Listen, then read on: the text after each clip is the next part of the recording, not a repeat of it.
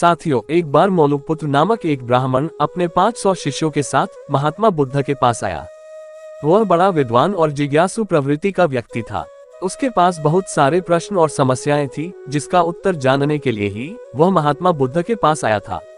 बुद्ध ने उसके चेहरे की तरफ देखा और कहा, मौलुकपुत्र, एक शर्त है। यदि तुम शर्त पूरी करोगे तभी मैं तुम्हारे प्रश्नों का उत्तर दे सकता हूँ। मैं तुम्हारे मस्तिष्क में चल रहे अनगिनत प्रश्नों को देख सकता हूँ। 1 वर्ष तक प्रतीक्षा करो, ध्यान करो, मौन रहो।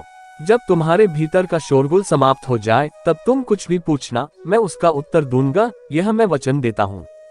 यह सुनकर मौलुकपुत्र कुछ चिंतित हुआ। 1 वर्ष केवल मौन रहकर ध्यान करना और तब यह व्यक्ति उत्तर देगा। कौन जाने कि वह उत्तर सही भी होगा या नहीं। हो सकता है मेरा 1 वर्ष बिल्कुल बेकार ही हो जाए। वह दुविधा में पड़ा, यही सब सोच ही रहा था, तभी उसे देखकर बुद्ध का एक दूसरा शिष्य सारिपुत्र, जो वहीं पास में ही बैठा था, एकदम जोर से खिलखिलाकर हंसने लगा।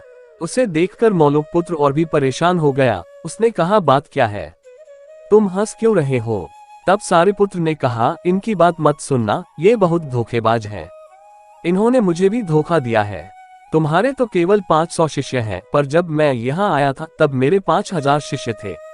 मैं तुमसे भी बड़ा ब्राह्मण था, पूरे देश में मेरी ख्याति थी, मेरे मन में अनगिनत सवाल थे। यहाँ आते ही इन्होंने मुझे भी फुसला लिया और कहा, साल भर प्रतीक्षा करो, मौन रहो, ध्यान करो और फिर पूछना, मैं तुम्हारे सारे सवालों का उत्तर दूंगा। साल भर ऐसा करने के बाद मेरे पास कोई प्रश्न ही नहीं बचा, तो मैंने कभी कुछ पूछा ही नहीं और इन्होंने कोई उत्तर दिया ही नहीं। मैं इसी चक्कर में पड़ गया, मुझे इसी तरह इन्होंने धोखा दिया। इसलिए जो तुम पूछना चाहते हो अभी पूछ लो, क्योंकि 1 साल बाद तुम्हारे पास कुछ पूछने के लिए बचेगा ही नहीं। सारिपुत्र की बातें सुनकर वह बुद्ध की तरफ देखने लगा। तब बुद्ध ने कहा, मैं अपने वचन पर पक्का रहूंगा। यदि तुम प्रश्न पूछते हो तो मैं उसका उत्तर अवश्य दूंगा, और यदि तुम कोई प्रश्न ही नहीं पूछोगे तो मैं क्या कर सकता हूँ। शर्त के अनुसार मौलुकपुत्र ध्यान में उतर गया और मौन होता गया। धीरे धीरे उसके भीतर की बातचीत समाप्त हो गई और कोलाहल भी रुक गया। अब उसके पास कोई प्रश्न ही नहीं रहे जिसके उत्तरों की वह फिक्र करता। वह मौन साधना में इतना लीन हो गया कि 1 वर्ष कब बीत गया उसे पता ही नहीं चला। एक दिन अचानक बुद्ध ने मौलुकपुत्र से कहा, यह वर्ष का अंतिम दिन है। इसी दिन 1 वर्ष तुम पहले यहाँ आए थे और मैंने तुम्हें वचन दिया था कि 1 वर्ष बाद तुम जो पूछोगे मैं उसका उत्तर दूंगा। मैं उत्तर देने को तैयार हूँ, अब तुम प्रश्न पूछो। मौलुकपुत्र हंसने लगा और बोला, आपने मुझे भी धोखा दिया है। वह सारिपुत्र ठीक कहता था। अब कोई प्रश्न ही नहीं रहा तो मैं क्या पूछूं? मेरे पास पूछने के लिए कुछ भी नहीं है। यह सुनकर भगवान बुद्ध ने कहा, असल में यदि तुम सत्य को नहीं समझते हो तो समस्याएं होती हैं।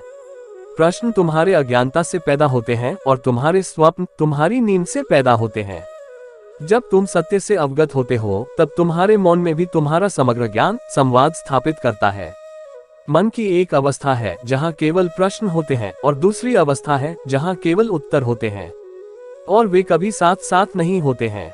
यदि तुम्हारे मस्तिष्क में अब भी कोई प्रश्न रह गए हैं तो तुम उसके उत्तर नहीं ग्रहण कर सकते।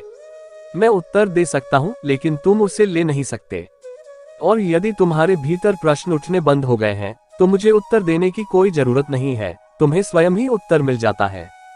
किसी प्रश्न का उत्तर नहीं दिया जा सकता है। मन की एक ऐसी अवस्था उपलब्ध करनी होती है जहाँ कोई प्रश्न ही नहीं उठते। मन की प्रश्न रहित अवस्था ही एकमात्र उत्तर है। यही तो ध्यान की पूरी प्रक्रिया है, मस्तिष्क में उठे प्रश्नों को गिरा देना, भीतर चलती बातचीत को गिरा देना।